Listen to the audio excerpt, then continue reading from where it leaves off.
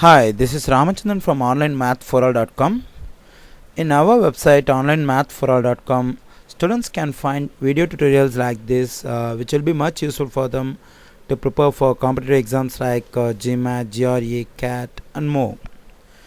Okay, this video is about difficult word problems on ratio. Here we have a word problem on the board, that is find the ratio in which will the total wages of a factory be increased or decreased if there be a reduction in the number of workers in the ratio 15:11 and an increment in their wages in the ratio 22:25. Okay, before we are trying to solve this kind of problems, first we have to understand the given information clearly and also the target of the question. Here we have two information in our problem, that is in a factory there is a reduction in the number of workers that is given in the ratio 15:11 and an increment in their wages that is also given in a ratio that is 22:25. So these are the two information we have in this problem, and the target of the question is after the two changes, that is the reduction in the number of workers, increment in their wages, after these two changes whether total wages of a factory is going to be increased or decreased. So this is the first thing we have to find. Then we have to find the ratio in which the total wages is going to be increased or decreased. So two changes are given in the question. One is reduction in the number of workers and then increment in wages. After these two changes, will the total wages of a factory be increased or decreased? We have to find this one, and also we have to find the ratio in which it's going to be increased or decreased. Okay, when we see the information, no exact value is given for any terms like number of workers, increment, wages paid to the workers at present. For anything like this, no exact value is given. Since there is no exact value given for number of workers, wages at present, increment, how many workers are going to be reduced, I'm just going to assume let X be the number of workers in the factory at present.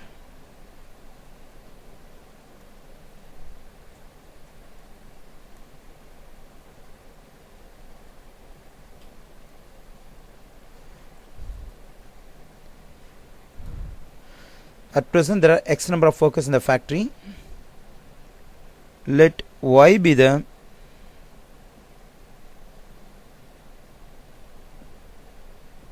wages per worker at present. So I assume X be the number of workers at present, Y be the wages per worker at present. If X is going to be the number of workers, Y be the wages per worker, then total wages. So we have a formula to find total wages, that is nothing but number of workers times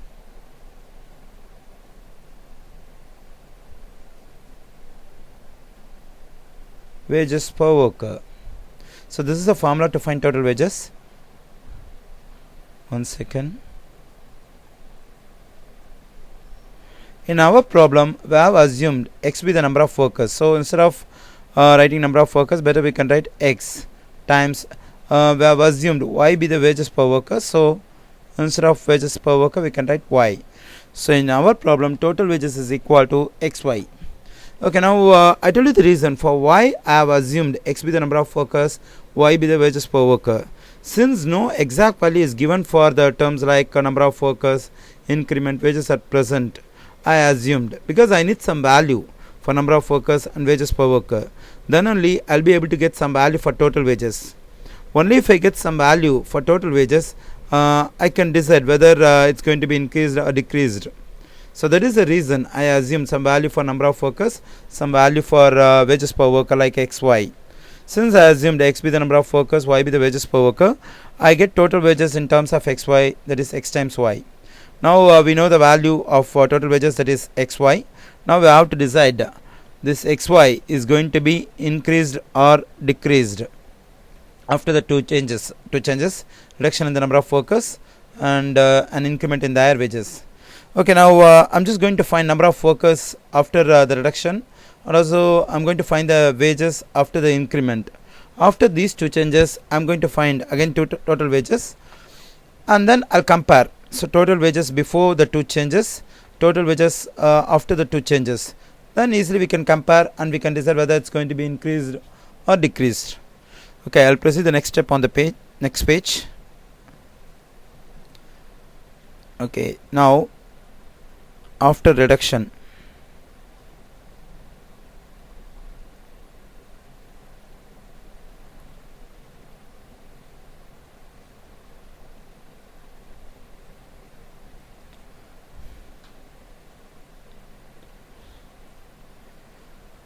So at present there are x number of workers in the factory. X number of workers is going to be reduced in the ratio 15:11. Here we have to consider one thing, that is the quantity x is going to be changed in the ratio 15:11. After the change, what will be the new quantity? Whenever a quantity is given and it's going to be changed in a ratio, to find the new quantity, there is a concept in the topic ratio. I'll explain you that. Please give me a moment.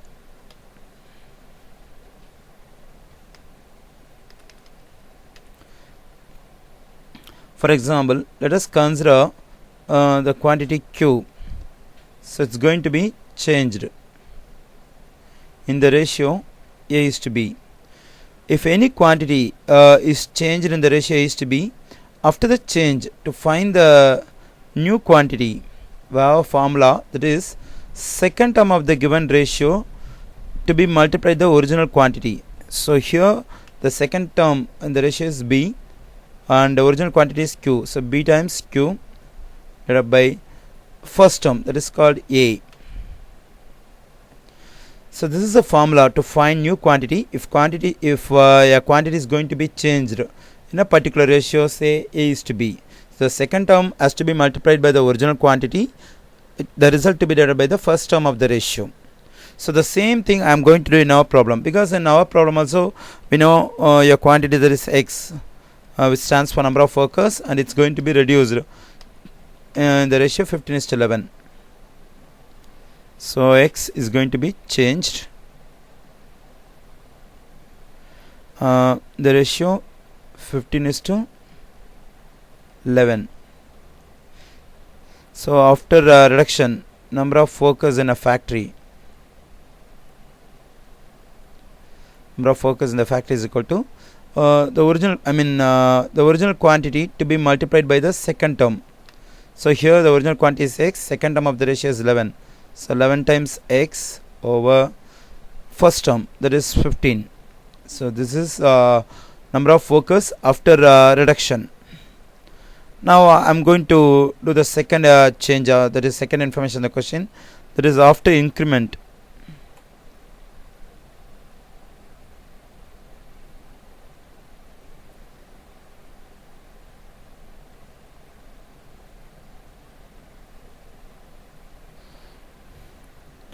So at present wages per worker we have assumed is y.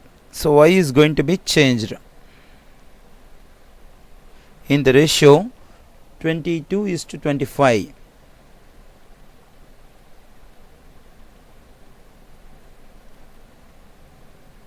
So after increment, wages per worker. So here wages, y is a quantity, that is wages per worker. The quantity y is going to be changed in a ratio 22:25. If any quantity is going to be changed in a ratio, second term to be multiplied by the original quantity. Here the second term is 25. This 25 has to be multiplied by the original quantity y divided by the first term, that is 22. So now we got wages per worker. So after the two changes, that is after reduction the number of workers in the factory is 11x over 15. After increment in wages in the ratio 22:25, wages per worker is equal to 25 over 22. Now I am going to find the total wages of the factory.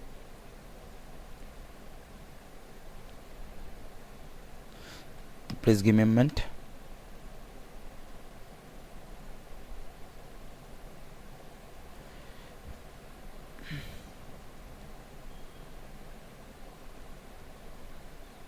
sorry.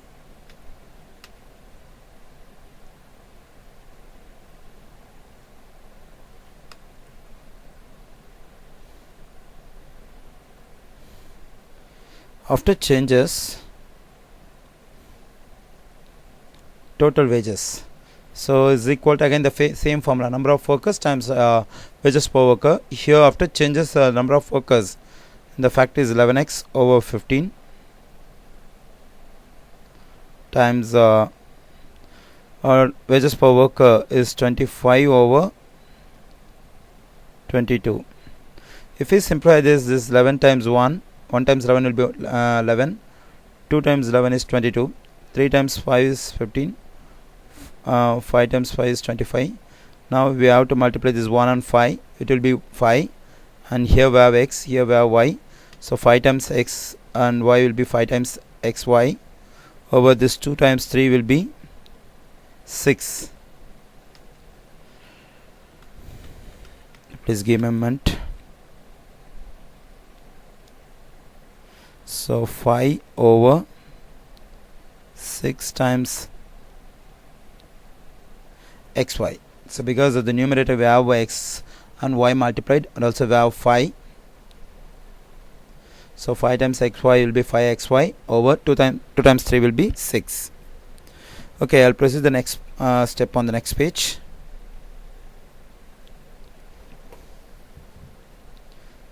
Okay students, now we got both total wages, that is total wages before changes and after changes. Now I just need to compare. Please give me a moment. Before changes,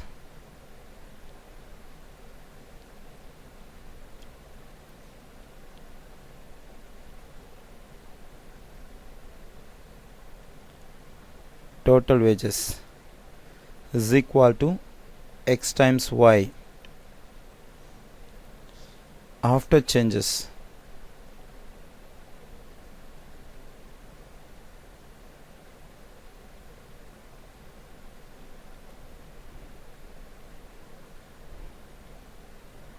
total wages is equal to 5 over 6 times xy. If we simplify 5 over x, it will be 0.83 approximately. So the value of 5 over 6 is approximately 0.83 times xy. Here in this xy, is there any value in front of x? If there is no any value in front of any variable, we can assume there is 1 here, because if the coefficient is not given for any variable, we can assume the coefficient is 1, so it is called 1xy. So before changes, total wages is equal to 1xy, I mean total wages of the factory. After the two changes, reduction in the number of workers, increment in wages, total wages is equal to 0.83 times xy. So now we have to compare these two. So when we compare these two, it's very clear, after changes total wages has been reduced, because previously it was 1xy total wages. After changes 0.83xy, because 0.83 is less than 1. So it's very clear, total wages of the factory has been decreased due to the two changes, reduction in the number of workers and increment in wages. So the first result what we are going to give is total wages has been decreased, and then we have to find the ratio. So to find the ratio in which the total wages is going to be decreased, we just have to consider the fraction here, 5 over 6. In this fraction we have two numbers, one is 5, another one is 6. So with these two numbers we have to form the ratio in which total wages is going to be decreased. Here the students have a question. How can we form a ratio with these two numbers 5 and 6? That is, which number is going to be taken as first term, which one is going to be taken as second term in the ratio? It's very simple. When we see the problem, we get the result total wages has been decreased. So since total wages has been decreased, we need to get a decrement ratio. What is decrement ratio? It's very simple. If your ratio is called as decrement ratio, the first term has to be less. One second. The first term has to be greater than the second term. That is, if it is decrement ratio, here A has to be greater than B. That is, when we move from the first term to second term, the it has to be decreased. For example, in our problem, I hope students now can get idea how to form the ratio with the numbers 5 and 6. Now I just form the ratio 5:6. Is it decrement ratio? No, it's not decrement ratio, because here 5 is not greater than 6. So the first term is less than second term. But if it is decrement ratio, the first term has to be greater than second term. And also when we move from first term to second term, so it has to be decreased. But here it has not been decreased. It has been increased from 5 to 6. So I form the ratio like this: 6:5. This is decrement ratio, because second term is greater than the first term. When we move from first term to second term, that is from 6 to 5, it has been decreased by 1. So it is decrement ratio. Since total wages has been decreased, we have to form a decrement ratio. Decrement ratio is nothing but the ratio in which the first term has to be greater than the second term. When we move from first term to second term, it has to be decreased by some value. So total wages of the factory has been decreased by, has been decreased in the ratio 6:5. Okay students, in examinations, if you have this kind of word problems, it's very simple. Since I was explaining step by step, it took some time, but when you are doing this kind of problems, you just assume number of workers X, wages per worker Y, then you find total wages, and then you have to find number of workers after the changes, reduction, and also you have to find wages after the change. Again, after change you have to find total wages. Then you have to compare total wages before changes, total wages after changes. Easily we can compare and decide whether it has been increased or decreased. After having decided that wages has been decreased, so easily we can get the ratio by using the fraction 5/6. So from that we have to form a ratio. One number has to be taken as a first term, other number has to be taken as a second term. In this, if the students have any confusion, it's very simple. If wages, since in our problem wages has been decreased, we just have to form a decrement ratio. So for that we have to form a ratio in which the first term has to be greater than the second term. That is, when we move from first term to second term, so it has to be decreased.